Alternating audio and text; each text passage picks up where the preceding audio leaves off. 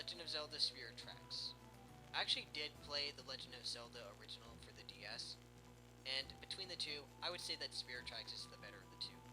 Neither of them are that great as far as Zelda games go, but they are great games for the systems. The only problem, it's all touchscreen. I can't stand it.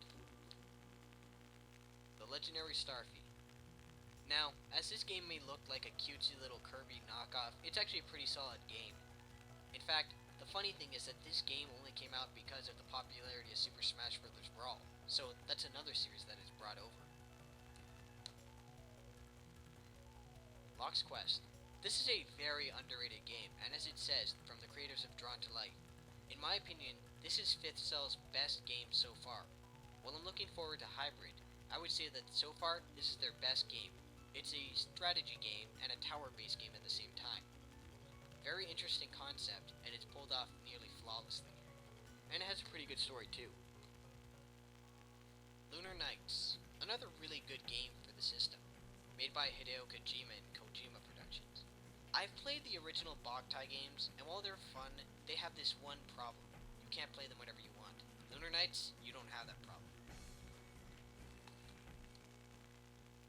Mario & Luigi Bowser's Inside Story. If you compare this to Mario & Luigi Superstar Saga, you'll be disappointed. Don't go in expecting a game that's better. Just expect it to be an outrageous and humorous game. It has great gameplay, and it's one of the few games that you can actually play as Bowser as the good guy. Or bad guy, good guy. Either way, it's a good amount of fun.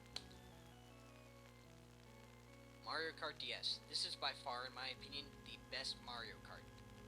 It has so much content packed into it. It is so much fun. You can go play with your friends online. You can play with your friends right next to you. You can do the cups on your own. There's just so much in this game to do, and it's also enjoyable.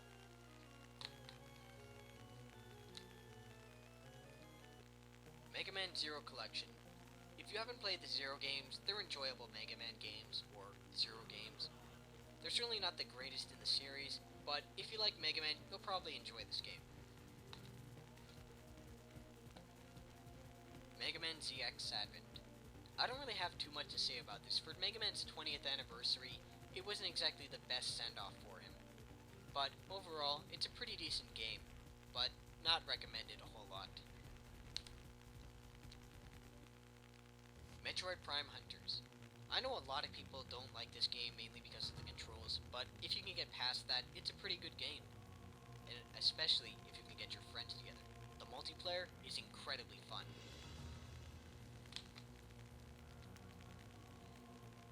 Monster Tale. You can check out my full thoughts on this game in my review, but all I can say is it's a great game, and a great homage to the games of old, especially the Metroid series.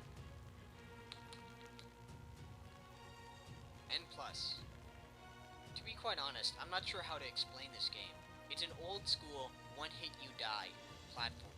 It is very difficult, it is frustrating, but it is very enjoyable nonetheless.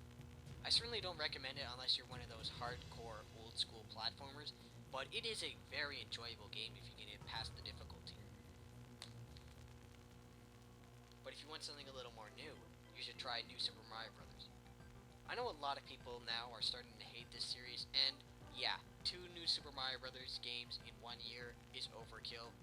This game is pretty good. It started it off, and it started it off very well. It combined elements from the 2D and 3D era. Ninja Gaiden Dragon Sword. Now, a Ninja Gaiden game on a handheld may sound like a very, very awkward idea, especially considering the difficulty, but to be honest, not only is it a fair difficulty, but it's incredibly enjoyable, using only touchscreen controls, but using them sparingly. Okamiden. This is a great sequel, however it does feel like it's more or less trying to polish up what Okami didn't exactly succeed in. It's much smaller as far as the game goes, but it's still just as enjoyable. Phantasy Star Zero. They even slashed it out just so you would know it was an O. As a sequel to Phantasy Star Online, I'm not exactly sure how to compare it because I never played that game, but on its own, it has great graphics, and online can be a lot of fun. However, by yourself, it's a bit of a bore.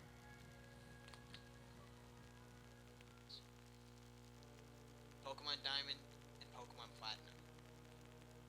Well, to be quite honest, these are my least favorite of the Pokemon games, as far as generations go. But, on their own, they're not the worst games. I just don't like the style that the games were going with, and the fact that they feel like the exact same games that we've been playing for 10 years.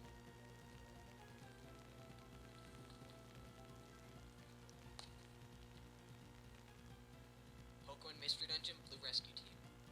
As far as Pokemon spin-offs go, this is probably one of the better ones, but that's not saying much. It's a decent game overall, and the story, while it attempts to be good and dramatic, feels a bit cheesy. Alright, so now we have Level 5's Professor Layton in the Unwound Future. As far as puzzle games go, I'm not a fan, but the Professor Layton series got me hooked with this game.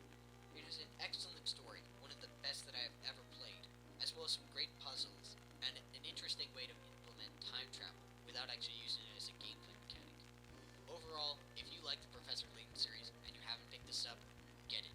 Even if you haven't and you're not a Puzzle Guy fan, you should try it nonetheless, just for the story itself. Rondo of Swords. This is one of the worst tactical role-playing games I've played in a while. It has a terrible story, a boring one at that too. It tries to be unique with multiple endings, but it feels gimmicky. It tries way too hard to be unique, and it loses its accessibility in doing so. It is just an all-around horrible game. Space Invaders Extreme. For the anniversary of Space Invaders, it's an incredibly fun game. It captures the arcade style of the original, and upgrades it quite a bit. It's very flashy, the music is incredibly catchy, it's just a great game overall. There's a sequel out there too, and if you can find either of these two games, I highly recommend you pick it up. It's an all-around just fun game. One more game, Pokemon Soul Silver. This is a great game, but mostly because of the game it's being remade. Pokemon Silver was one of the best games for the Pokemon series, and being remade in this form makes it even better. Online battles, being able to play the original games without any problems with the battery, it's just all around great. So those are all my DS games, but since we have a little more time, let's take a quick look at all the 3DS games I own thus far. Kid Icarus Uprising. If you want my full thoughts on this game, then you can check out my review of it, but the bottom line is, it's the best game out there for the system, in my opinion, so far. And if you are wondering why it says French over there, Je suis un Canadien. Alors, nous avons The Legend of Zelda, Ocarina of Time 3D. I'm not going to be talking like that, don't worry. But, what do you expect? It's Ocarina of Time. Of course it's going to be a good game. So, if you haven't played the game, I highly recommend you pick it up. However, if you have played it, there's nothing else to revisit. Mario Kart 7. I'm not sure why they decided to start numbering them now, but overall, it's a pretty solid game. Not as good as Mario Kart DS, but it's a ton of fun, especially if you try the online. The gimmicks actually work too. You'd be surprised at how much fun the propellers and the planes parts are. Resident Evil 3D Mercenaries, or Resident Evil the Mercenaries 3D. Whatever you want to call it, it's going to be called by me a mediocre game. It's mainly just a time attack mode, but the only real reason why you'd want to get it is Revelations demo. But you can download a demo now on the eShop, and you can buy the game for about the same price. So, in all, it's a pretty mediocre game, it's not recommended, and the demo, it's not worth it right now considering you can get the full game, and the full game is pretty good. Super Mario 3D Land. Confusing title as it may be, this is a great Mario game. I'd say it's one of the best in a long, long time. It's a mix of the 2D Mario and the 3D Mario games. It even has the return of the Tanuki suit, which is always great. Overall, one of the best Mario games that I've played, one of the best games for the system, all around great. It's 3D Mario, what do you expect? Alright, for the final game. Super Street Fighter 4 Hyper Arcade Turbo 3D Edition. Jeez, isn't this enough names as it is? Couldn't they just call it Street Fighter 4 3D? But anyway, as a fighting game for a handheld, it's actually pretty good. The controls are a bit difficult at first, but once you get over them, you'll have some fun. Not a great game, not a bad one though. So, those are all the 3DS games that I own thus far, and this is all the DS games that I own. I don't expect to be getting any more of them. However, there is one that I omitted, and that's because I'm going to be talking about it in detail. Which one is it? You'll be finding out very soon. I'm Kaz, and until next time, game on, my friends.